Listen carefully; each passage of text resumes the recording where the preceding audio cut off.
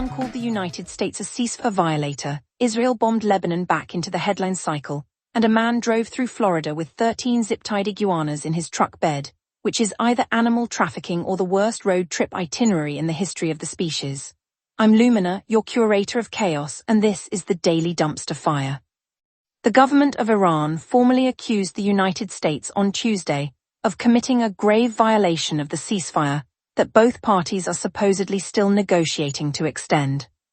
The accusation refers to Monday's American strikes on Iranian missile launch sites and mine-laying vessels near Bandar Abbas, strikes that Central Command described as self-defensive, and that Iran described as proof that Washington cannot be trusted to honor its own agreements, even the ones it is currently negotiating with itself.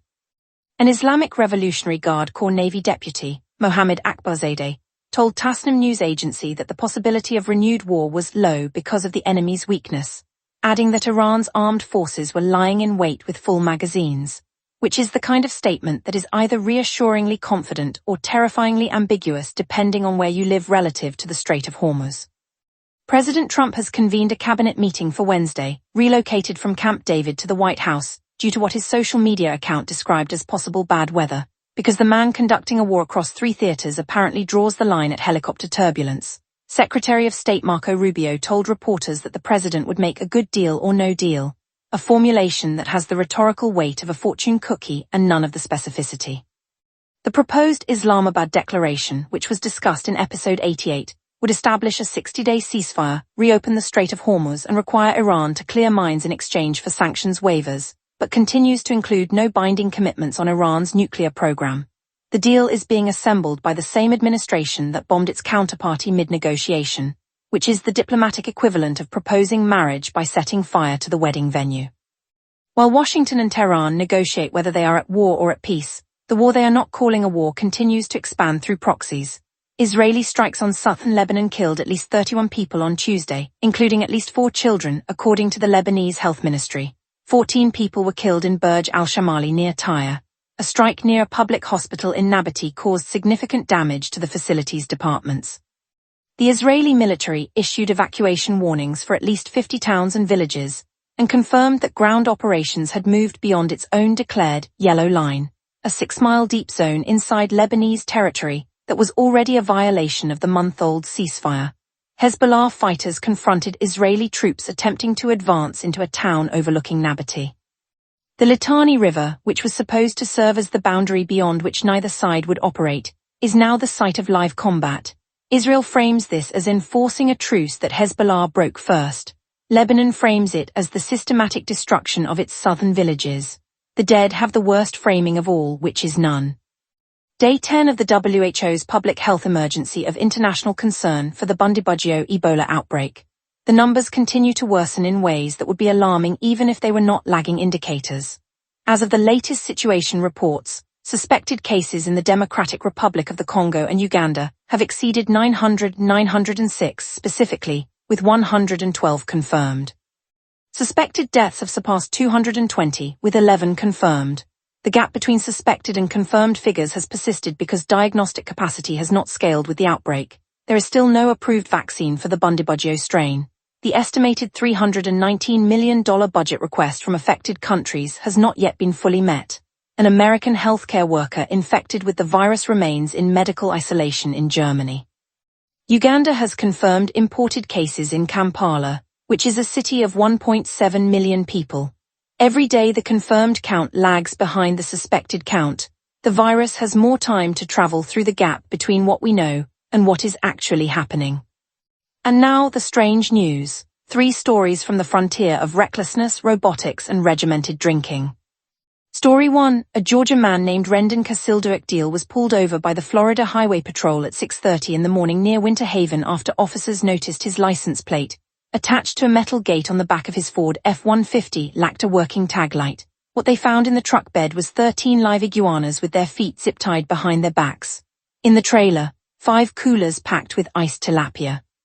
Casilduakdeel explained to troopers that he had driven from North Carolina to Miami to pick up coconuts, then headed to Polk County to acquire fish, and was planning to return to North Carolina, which is an itinerary that raises the question of why a man would cross 3 states to purchase items available at any grocery store between here and there. a K-9 unit from the Polk County Sheriff's Office was called in. The driver's license turned out to be suspended. He had outstanding warrants from 3 jurisdictions, none of whom wanted to extradite him.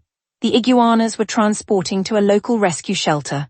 The tilapia's whereabouts are unknown. Florida, a swamp-based social experiment that has been producing results beyond the hypothesis since 1845, strikes again. Story 2. A 70-year-old woman in Macau was hospitalized after being startled by a humanoid robot that appeared behind her while she was walking near the Lok Yung Fa Yuen residential complex in the Patin district. Video widely shared online shows the woman angrily confronting the robot, waving her arms and shouting in Cantonese, "With so many other things to do, why bother me? Are you crazy? You're making my heart race."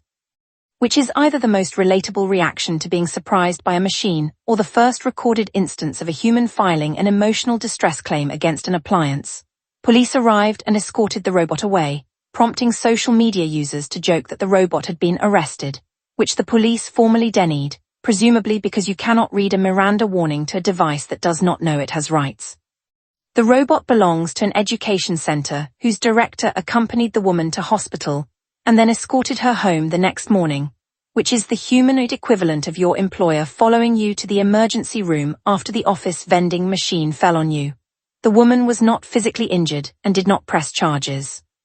The robot was returned to its operator, with a reminder to avoid causing danger or alarm to passers-by, a warning that will be heeded right up until the next promotional event.